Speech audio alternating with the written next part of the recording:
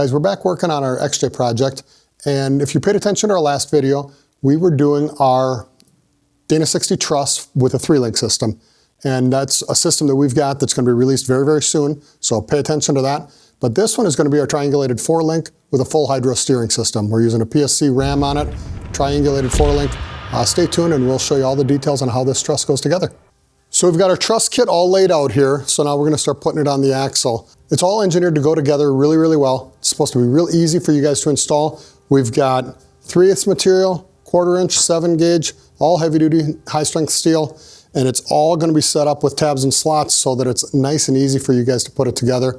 We're not going to have a lot of guessing as to where things go. I think we've only got 2 parts where we've got to measure, so it's a really, really easy install for you. Let's get it on the axle and see how it all goes together. Okay, we're going to grab our heaviest piece, our big piece of 3/8. That's going to be the primary part of the truss. And this really fits on to kind of follow the shape of that differential housing really well. So we're going to set that on there. And we're going to grab our handy angle finder, and we're going to come off of the machined surface where the differential cover sits. We're just going to 0 it there. Then we'll come back and we'll set it up on top of the truss, and we're looking to be at 5.5 degrees. So for that, we'll be looking for 84.5. Now we'll come in and we'll fully weld it here. We'll tack it over there. We'll tack it here first, then we'll fully weld it here. That way we can assemble the rest of the truss. So while we're going through this process, now that we've got this big piece of 3/8 plate up and over the top of the axle housing itself, we're going to end up welding this piece here fully, because we want to do that before the rest of the truss goes on where we can't get at that. And the thing we're going to be looking at here is we're going to be welding a steel tube to a steel plate. So our weld's really easy, similar materials. But once we start to get over to this side, we're going to be 3 different materials that we're working with. We're going to be working with a heavy, thick piece of forged steel. We're going to be doing our plate steel, and then we're going to be doing nodular iron. So what we're going to do is 3 different processes on this. We're just going to weld it as normal, where it's going plate to plate. Where it's going to the heavier forging, we'll come in and we'll preheat that a little bit. And then when it comes to the cast, we're going to preheat that, but we're going to use a different wire and a different gas. We're going to use a high nickel wire for that, and then we're going to be using a Trimex gas as opposed to our normal 9010 that we use for everything else. But that's going to be just a little trick here, but we'll do that in steps to make that easy. Quick test to see what you're working on when you're welding is to do a grind test.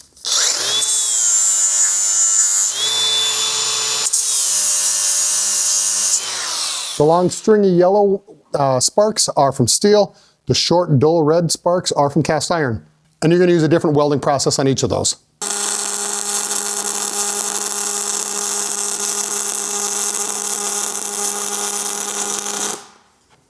Not bad for my first time.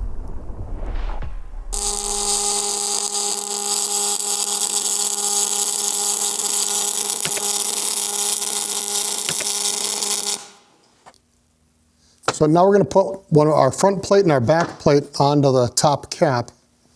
And our tabs and slots are going to line up. And we're going to use some magnets to try and just help make sure we stay at a perfect 90-degree angle. And we're held on there nice. But what we'll do is we'll turn it sideways just to make sure that we've got a nice good joint. Make sure no pieces of material got stuck in between there. And nothing got bent in transit or anything like that. So we're good now, and what we'll do is we'll tack this on the inside, and then we'll do the same on the back side of it.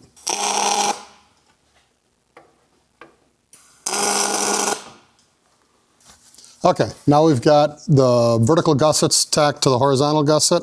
I'm going to come in, just try and drop it on.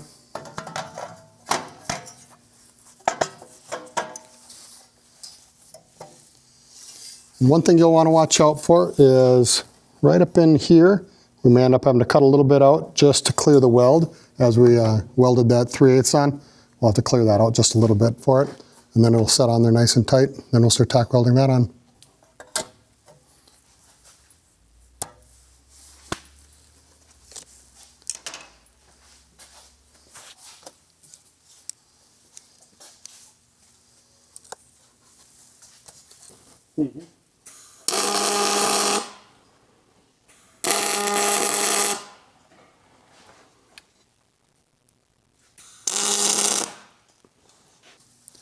Our next piece we're tacking on is our lower control arms, lower control arm mounts. And with this one, we're going to see part of this is going to rest on the steel tube. Part of this is going to rest on the cast center section. But when it comes to this cast center section, we cut all the bracketry off of it. There's kind of a little recess that's in there. And this kind of rotates up right into that recess. And, you know, it's kind of a spot where you really can't grind too far. So it's a nice spot to index this thing. So we get it there, and we run it parallel to the truss plate. So we've got it set at zeroed out our angle finder here. So we came to 0 here. Tack that on. We're going to measure from the side over to the pocket with a tape measure. And we did the same thing over here to measure that distance. And this side, it's working on the steel tube, so it's a lot easier. Just come on, set it up, set the angle finder on it, tack weld it on, then we'll come and weld that when we're done. So now we're setting our shock mounts into place, and we want to make sure that the edge of the shock mount is sitting flush with the casting.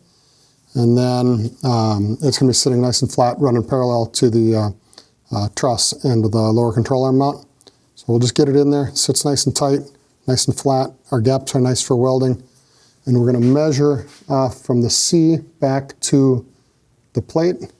And we'll do the same on the opposite side. We'll be measuring from the C back over to the plate. And again, we're sitting nice and flat on the control arm mount. Got good weld joints. We're nice and square. So that way the shock mounts are ready to go. Now we'll get ready to start putting on the ram mount.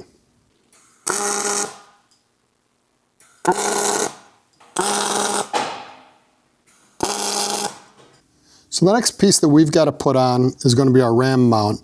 But really, to be able to do this, we actually want to get our upper control arm mounts done, because we're going to have a difficult time getting our torch in behind this ram mount. And we also want to come in and weld everything here that the ram mount would get in the way. And we're going to get this weld done as well, because this upper control arm pocket will get in the way. So there's a sequence we want to follow. So now we'll do those welds. Then we'll come in, we'll put the upper control arm mounts on, we'll get those welded. And then we'll come in with the ram mount bracket, and then we'll be ready to fully weld it.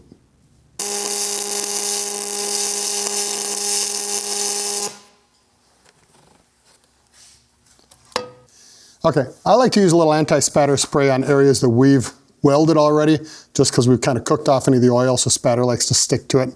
So we just give it a little spray. That'll help to keep it from sticking. We don't want to get a lot of the anti-spatter into the joint itself, just because otherwise you can get some porosity there. But this will be a nice way to keep it clean, get a good weld, and still make your cleanup job a lot easier before you get ready for paint. So one tip for you that I always like to try and do is I try and weld in position. So like right now we're coming in here and trying to do an upside down weld. It's just really hard to do. So we'll rotate the axle so that we're coming in and welding down into that. Helps to get a lot better quality weld and a lot less frustrating for you. So we just tacked our ram mount on. So we're basically all ready to do all of our finish welding. Couple of things. These brackets here are actually furnished. We bought the PSC system, and these are all furnished off of PSC. But what we've got is we've got some nice indexing for you to make that easy to mount it up. It should be laser etched, or we might have some holes in it to bolt it up, but it'll be set so it's super easy for you guys to set it on there, get it all fixtured, get it welded, and then it's going to be easy for you to assemble once you're done. Okay, we've got everything all tacked up. It's all ready for welding. We're going to have our lead welder, Ryan, come over. He's going to get it all welded up really nice. It's going to look good. It's going to be incredibly strong. But this whole truss kit is all part of our system that's engineered for these XJs. It's going to have all the control arms, the cross members. You can get the steering right from us. Everything you need to get these 1-tons under your XJ. Really, really easy system. Really strong, really durable. It's what you're going to want if you're going to go to big tires on these XJs. If you like what we're doing, make sure to like, follow, and subscribe. And if there's any other items that you'd like to see us build, hit us up in the comments and we'll see what we can do. Thanks, everybody.